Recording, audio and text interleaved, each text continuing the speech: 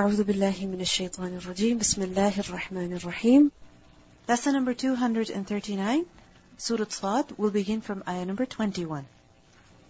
وَهَلْ أَتَاكَ نَبَأُ الْخَصْمِ إِذْ تَسَوَّرُوا الْمِحْرَابِ. And has there come to you the news of the adversaries when they climbed over the wall of his prayer chamber? In these ayat we were learning about Dawood alayhi salam. And before that we were learning about the opposition that the Prophet ﷺ had to face from who? From the Makkans. And Allah subhanahu wa ta'ala told him that إِصْبِرْ عَلَى مَا يَقُولُونَ, be patient over what the people say, and instead who should you remember? Dawood alayhi salam. Because there's a lot to learn from his life. Especially from the fact that he used to repeatedly turn to Allah. And when a person repeatedly turns to Allah, in whatever situation he is in, then what happens? It is a means of comfort for his heart. So, how is the Prophet ﷺ being consoled over here? That instead of worrying about what the people say, think about Dawood alayhi salam. How he used to return to Allah repeatedly. Innahu awwab, he was awwab. He used to do tasbih, he used to repeatedly glorify Allah subhanahu wa ta'ala, and along with him, the birds and the mountains, even they would glorify with him. And then, Allah subhanahu wa ta'ala also mentions about the specific gifts that Dawood alayhi salam was given. And what was that? That first of all, his mulk, his kingdom, it was made very strong and firm. And also that Dawood alayhi salam was given hikmah, and also that he was given fasl al-khitab, discernment in speech. Or when it came to decision making, he was an excellent decision maker. And the following story illustrates how a person may have great blessings, but he is tested through them. And how a person may be very good at something, but perfect is who? Only Allah subhanahu wa ta'ala. That Dawood alayhi salam, he was given fasl al-khitab. When it came to decision making, he was an excellent decision maker. However, who is the most perfect judge? Only Allah. And that is illustrated by the following story. That وَهَلْ أَتَاكَ نَبَأُ الْخَصْمِ. And remember that whenever a person has been given something, he is tested with regards to it. Isn't it so? So Dawood alayhi salam, he was given fasl al-khitab, and Allah tested him through that. وَهَلْ أَتَاكَ. And has it come to you? Who does you refer to? Primarily the Prophet ﷺ, and after him, every person to whom this may be relevant to, the listener. And the purpose of beginning the story in this way, هَلْ أَتَاكَ, has it come to you? Why is it so? In order to provoke curiosity. That when somebody says to you, have you heard about this? Did you know about that? What happens? Immediately you become curious. And you become alert. You become conscious. You begin to wonder, do I know? Do I not know? If I don't, why don't I know? And what is this? So a person becomes alert and he becomes curious. So وَهَلْ أَتَاكَ نَبَأُ الْخَصْمِ, the news of the disputants. Al-Khasm, from the root letters Kha, Sad, Mim. And Khasm is basically used for opponents. Two people or two groups who are opposing one another, and they have taken their case to the court. So you can say opponents in a lawsuit. What happens in a lawsuit? One person is accusing the other, and the other is defending himself. So khasm involves two parties. Okay? One who is accusing the other, and the other who is being accused, he is defending himself. So khasm is such a dispute in which people are basically fighting for their rights. Isn't it so? They're fighting for their rights. And the word khasm, it can apply to an individual, it can apply to two people, and it can also apply to more than two. Over here, al-khasm, the two adversaries, are not just two individuals, but rather they are two groups. How do we know there are two groups? Because Allah subhanahu wa ta'ala says, is tasawwaru, when they climbed over. If it was only two people, then what would have been said? Alif would be there, tasniya would be there, right? But instead tasawwaru. Tasawwaru is plural. And tasawwaru from the root letter sin wa ra, sur. What does sur mean? A wall. Okay? Sur is a wall. And tasawwara is to climb over a wall. What's the proper way of entering into a room or entering into a building, entering into a place? To go through the door. But if a person finds the door locked and he's desperate to go in, then what will he do? He will climb over the wall. So is tasawwarul mihrab. Al-mihrab, the prayer chamber, the place, the masjid of Dawood alayhi salam where he used to worship Allah subhanahu wa ta'ala. I mentioned to you earlier that Dawood alayhi salam, he had divided up his time. Isn't it so? Sometime he had dedicated exclusively for the purpose of ibadah. And where would he do this ibadah? In his mihrab. Why in the mihrab? Because then there would be no distractions. Nobody could disturb him. And remember that from here it is clear that perhaps that mihrab was closed, it was locked. When he was inside, he would lock the door so that no one could interrupt. Because over here, what do we see? That the two adversaries, when they came in to Dawood alayhi salam, they had to come over the wall, not from the door. Why not? Because the door was locked. Okay? And these two adversaries, they had some dispute and they wanted to bring it to Dawood alayhi salam so that he could solve it for them. But when they came to Dawood alayhi salam, they could not find him. He was not available at that time. Rather, he had locked himself up in the room in order to worship Allah subhanahu wa ta'ala. So what did they do? They climbed over the wall in order to reach him, in order to get to him, in order to present their problem before him so that he could solve the problem for them. Now you may wonder, this is not right. How can you climb over somebody's wall and go to their private space and interrupt them in this way? This is not right. Of course it's incorrect. However, many times people who are in need, they are blinded by their need. Isn't it so? They're blinded by their need and they do not see as to what they're doing is right or they're wrong. Isn't it? And later on they realized what they were doing was wrong. Now Dawood alayhi salam, he was busy in his worship and he did not expect anyone. Naturally he was startled when he saw these two groups of people coming in with their problem.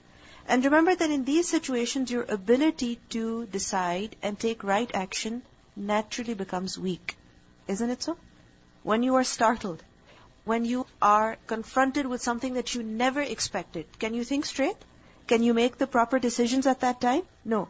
So it was an unusual circumstance.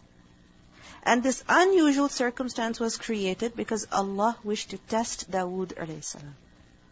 That what does he do? How does he react?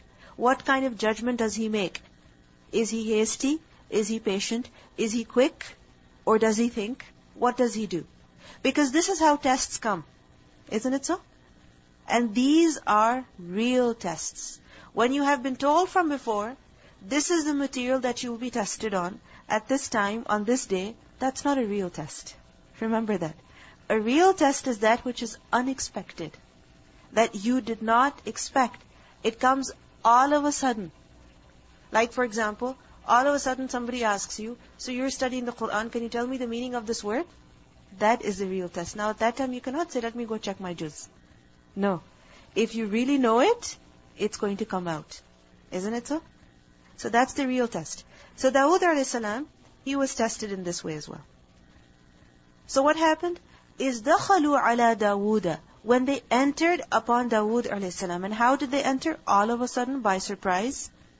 Over the wall they came, not through the door. They didn't even bother knocking on the door. They just jumped over the wall and they came in. And he was praying in the mihrab. So what happened? فَفَزِعَ مِنْهُمْ. He was frightened from them. He was terrified. فَزِعَ فَزَيْعَيْن. فَزَعَ. And what does that mean? To be scared, to be alarmed, to be panic-stricken. So why was he afraid of them? Because first of all, they were a jama'ah. It was a group of them. Because I mentioned to you, khasam is not just two individuals, it's plural. So it has to be three or more. Okay? Now imagine you're sitting in a private room, the doors are locked, nobody's coming in, and all of a sudden, a group of people, you find them before you. Would you be terrified? Would you be scared? Of course. Now many times it happens, you're sitting in your room, you're doing your homework, you're doing your assignment, the door is closed, somebody walks in, you didn't hear the door open, and all of a sudden you see them right before you. Don't you get alarmed? Of course you do. So فَفَزِعَ مِنْهُمْ. And on top of that, he was alone. And it was a group of them. And a group of people coming upon a person who is alone, generally, people don't come with a good intention. Right? When they come like this, they don't come with a good intention. So he was afraid. فَفَزِعَ مِنْهُمْ. So what happened when they saw him afraid? قَالُوا, they said, لَا تَخَفْ. Don't be afraid. They comforted him. They said, don't fear.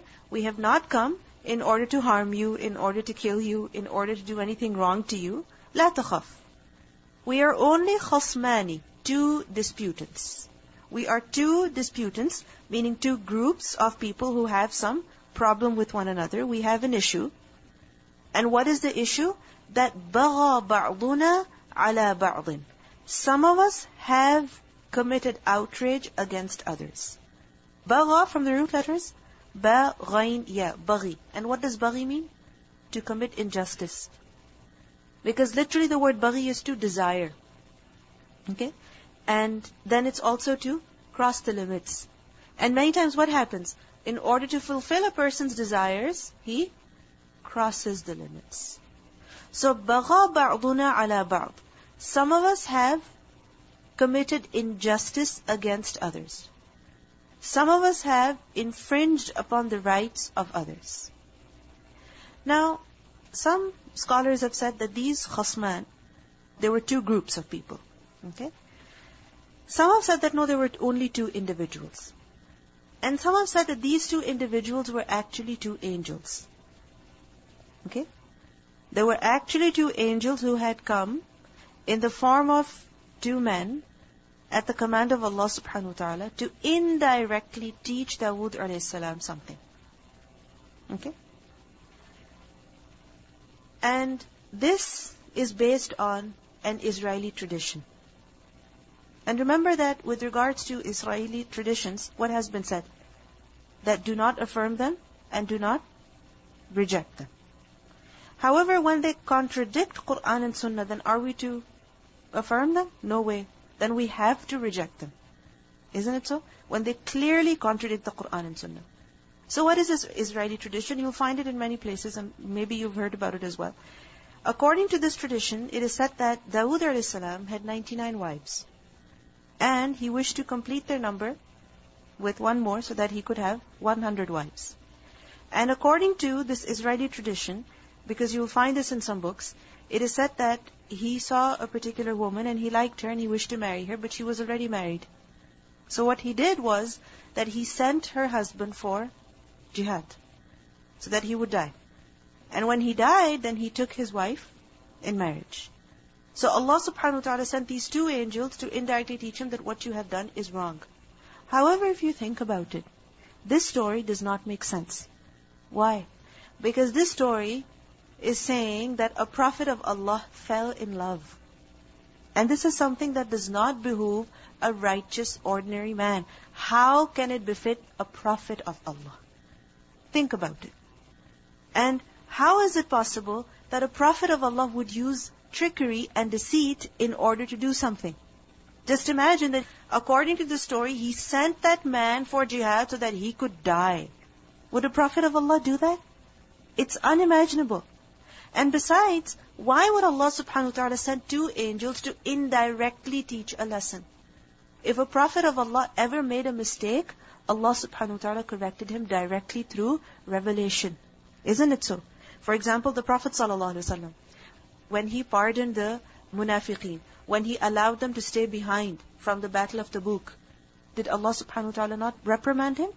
Of course, he said, Lima azinta lahum. Did he send angels to indirectly teach him a lesson? No. Similarly, when the Prophet ﷺ made honey haram on himself, what happened? Allah revealed directly. Isn't it so? And the fact is that in the Quran, Allah subhanahu wa ta'ala has mentioned the stories in the clearest of ways. Whatever detail is necessary, He has given it very clearly. Why? So that we can understand the story, because understanding the story is the first step to taking the lesson. And if such was the case that these two individuals were really angels, Allah subhanahu wa ta'ala would have said that. And if such was the case that the sheep who are mentioned in the following ayat were actually referring to women, Allah subhanahu wa ta'ala would have mentioned that. So, the fact is that this story, if you analyze it, it does not make much sense. And it is only those people who have the guts to accuse Allah subhanahu wa ta'ala of wrong things. Those people only can say such wrong things about the prophets of Allah. Just think about it. If a people can say about Allah subhanahu wa ta'ala, yadullahi maghlula, that Allah's hands are tied up, or inna Allaha faqirun, then only such people can say negative things about the Prophet of Allah. Isn't it so? Because a person who has respect for Allah, he will have respect for the Prophet of Allah. But the Yahud, we know that they said extremely wrong things about Allah subhanahu wa ta'ala, so they can also say extremely wrong things about His prophets. So what happened over here? That these two adversaries, they came in and they said, بَغَى بَعْضُنَا عَلَى بَعْضٍ, that some of us have transgressed against others. فَحْكُمْ بَيْنَنَا بِالْحَقِّ, so judge between us, how? بِالْحَقِّ, with the truth. So they were seeking judgment from Him. They came in order to seek judgment from Him, but they said something that was inappropriate over here. And they said something that was almost disrespectful. That if this statement was said to one of us, we would be extremely annoyed. What did they say? فَحْكُمْ بَيْنَنَا بِالْحَقِّ, judge between us with truth, meaning fairly. Think about it. When you go to someone seeking their decision, seeking their judgment, don't you already trust them? Don't you already trust them that they're going to give the best decision? This is why you're going to them. And if you don't trust them, you're not going to ask them. So when these people said to Dawood alayhi salam, فَحْكُمْ بَيْنَنَا بِالْحَقِّ, this almost came as a shock. Because who are they saying this to? The Prophet of Allah. They're saying this to the king. And he was not an ordinary king. They're saying this to their judge. فَحْكُمْ بَيْنَنَا بِالْحَقِّ وَلَا تُشْتِطْ, and do not be unjust. They say this in both ways. Be fair and don't be unfair. لا تشطط. تشطط from the root letters sheen, ta, ta, shatat. And shatat is to go to an extreme. It is to go to an extreme, and especially to go to an extreme in doing something wrong. Like for example, lying. Is it something wrong? Is it something wrong? Of course it is. Now what is that a person is lying, and on top of that he's exaggerating in that lie. He's making up a whole story. And he's telling one lie after the other. This is what? Shatat. You understand? This is committing excess in wrongdoing. So imagine they say, وَلَا تُشْطِطْ. They don't say don't be unfair, but they use such a severe word, وَلَا تُشْطِطْ. And they say, وَهْدِنَا إِلَى سَوَاءِ الصِّرَاطِ, and guide us to the right path, to the straight path, meaning guide us to the most correct way of solving this problem. Tell us what to do. Show us the best way. Now remember that Dawood alayhi salam, who was he? A prophet of Allah. And on top of that, he was also a very righteous man. He was a king, a very honest man.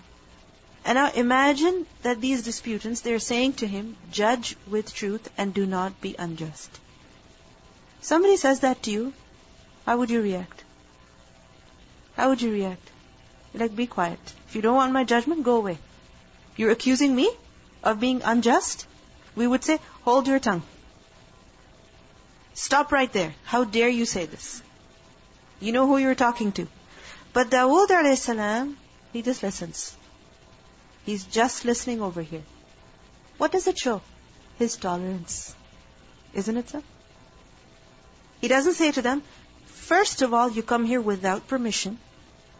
Secondly, you're disturbing me. Thirdly, you're accusing me of injustice. And you're being disrespectful in the way you have approached me, in the way you have addressed me. So leave. I'm not going to make any judgment for you. Rather, I'm going to put you behind bars. No, he doesn't do anything like that. What does it show? The tolerance, the patience that he had. How can a person develop this tolerance? How? That no matter what people say to him, he's able to listen to them. And he's able to still do what he's supposed to do. When can a person do this? When can a person develop this kind of tolerance? When he performs ibadah. When he performs worship. You know that? You see, the Prophet ﷺ, what was he told? Isbir ala ma yaqulun. Be patient over what these people say. And look at Dawood alayhi salam. That Dawood alayhi salam, look at how the people approached him. What they're saying to him. But he does not react negatively at all. You understand? He does not react negatively at all. He's able to listen to them. He's able to stay calm. And then make a judgment concerning them as well. Dawood a.s. was a devout worshipper. And when a person worships Allah consistently, regularly, then what happens? It gives him the ability to remain firm. Because think about it, when you're praying salah, aren't there so many distractions? There's so many distractions. Your mind is going everywhere. When you are reciting the Quran, so many times you may think, okay, let me stop at this ayah. Let me stop at this page. Let me stop at this surah. But when you continue, what does that build in you? Strength. Inner strength. Patience. Resilience. So Dawood a.s. was able to listen to these people. He was able to swallow the bitter sip. Why? Because of his tolerance.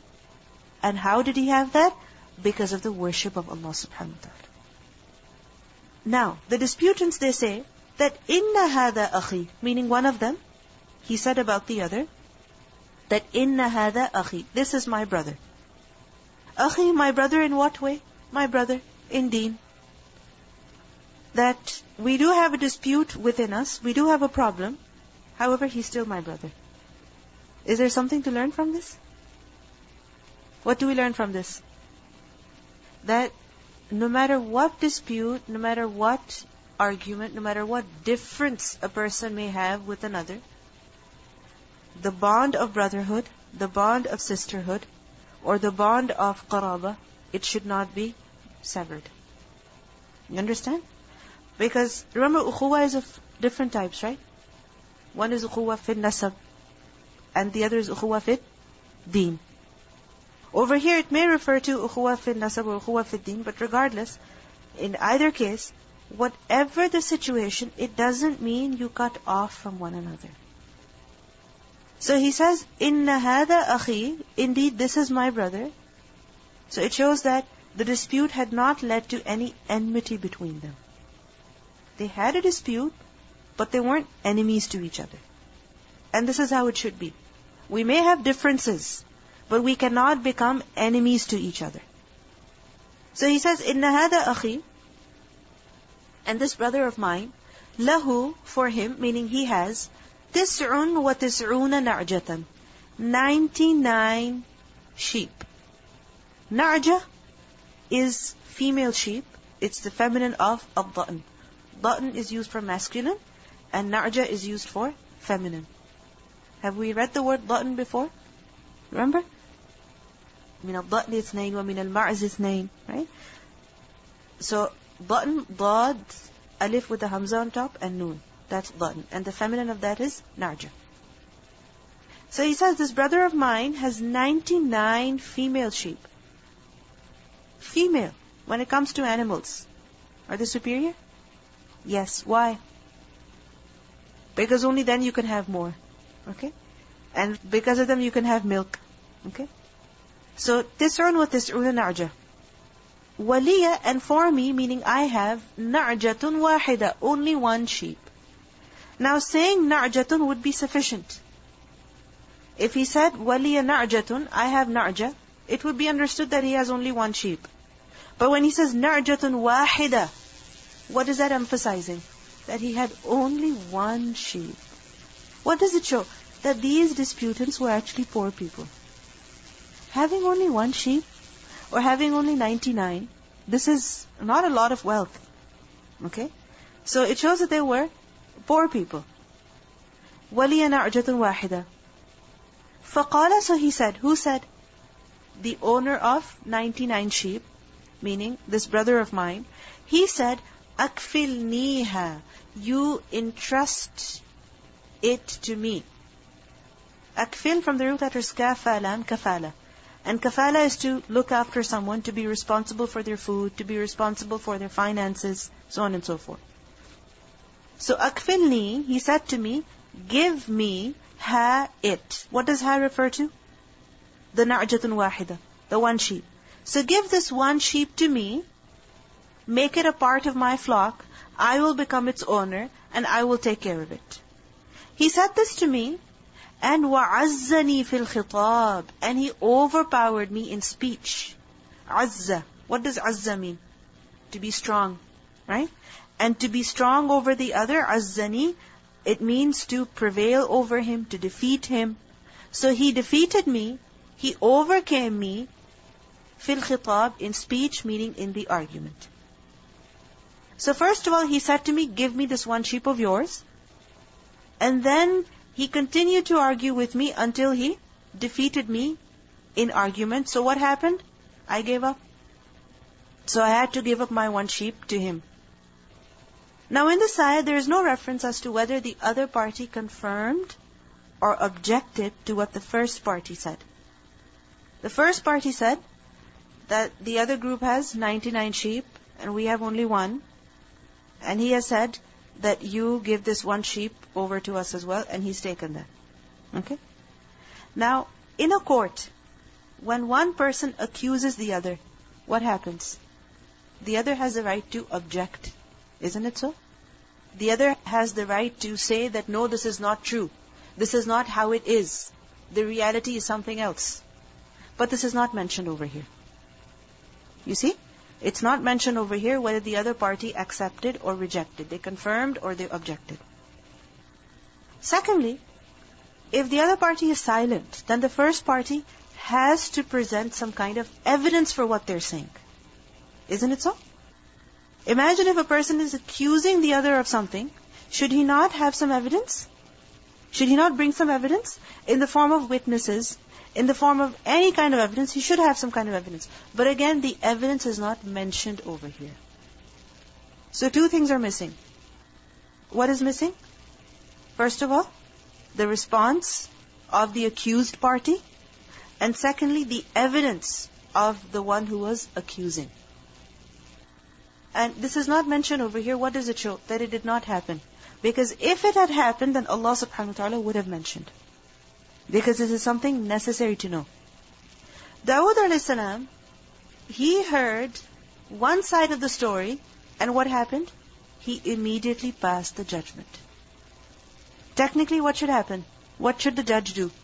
He should listen to both sides of the story. Or he should ask for evidence.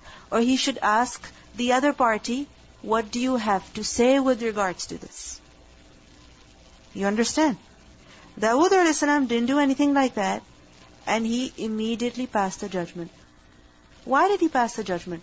Because when you hear such a story, that this one guy has 99 sheep and the other poor man has only one sheep, and this rich man is saying, give me one sheep of yours, wouldn't you become angry?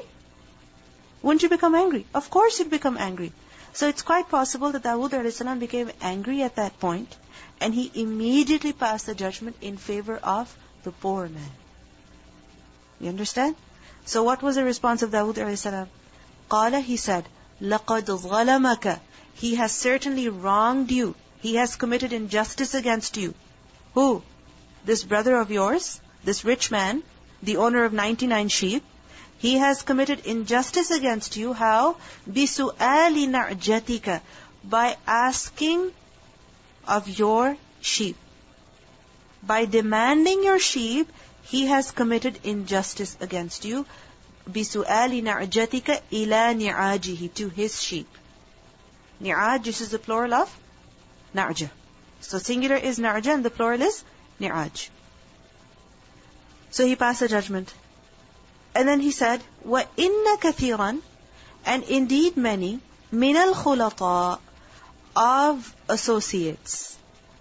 Al-khulata is the plural of khalit, from the root letters kha, lam, ta. Khalit from the root letters kha, lam, ta. Khalt. Khalt is to mix, to mingle, to mix one thing into another.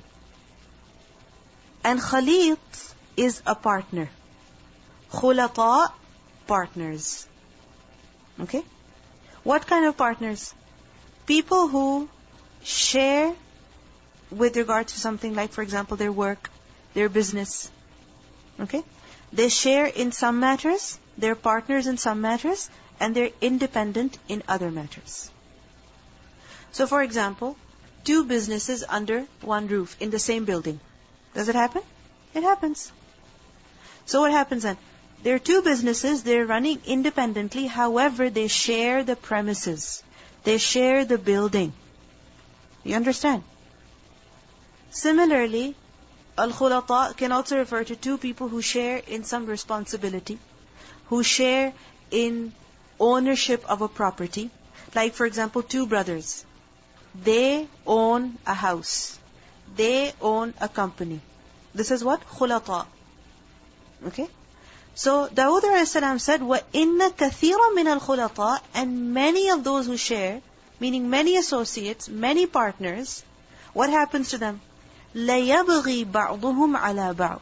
Surely, some of them oppress others. Many times when people are together, when they share in something, whether it's their work, their profession, their job, ownership, a relationship, anything that they have a share in, what happens? They end up committing injustice against each other. And isn't this true? Like for example, even if there are two siblings living in the same house, or sharing a room, what happens? One commits injustice against the other. How? That one never cleans, and the other is always cleaning. One never makes her bed, and the other is always making both the beds. Right? One never dusts, and the other is always dusting. One brings mess into the room, and the other is clearing up the mess. Is this fair? It's not fair at all. Now, two people, they share the room, but they're unjust to one another. Similarly, many times partners, like business partners, are they unfair to each other? Are they? How? Okay, one gets paid more than the other. One takes more profit than the other. Okay. Similarly, he hides the profit. He doesn't tell him the whole story. He claims what he does not have right over. Very true. That when it comes to the parking lot, for example, people are supposed to share the parking lot, right? Which means that each person should stay within his parking spot. But what happens sometimes? People don't park properly, and as a result, others are affected. Isn't it so? That if you don't park in the parking spot, but you park on the side of the road, then you're blocking so many parking spots. And people might want to, park in the spot, but just because you're parked in front of it, they cannot get in. So you're blocking traffic. Right? How else? That, for example, when it comes to washrooms, right? People share the washrooms in public places, or sometimes in the house even. Now, what is the responsibility of each person? When you're sharing it with other people, you do your duty, you do your part. You leave the washroom clean.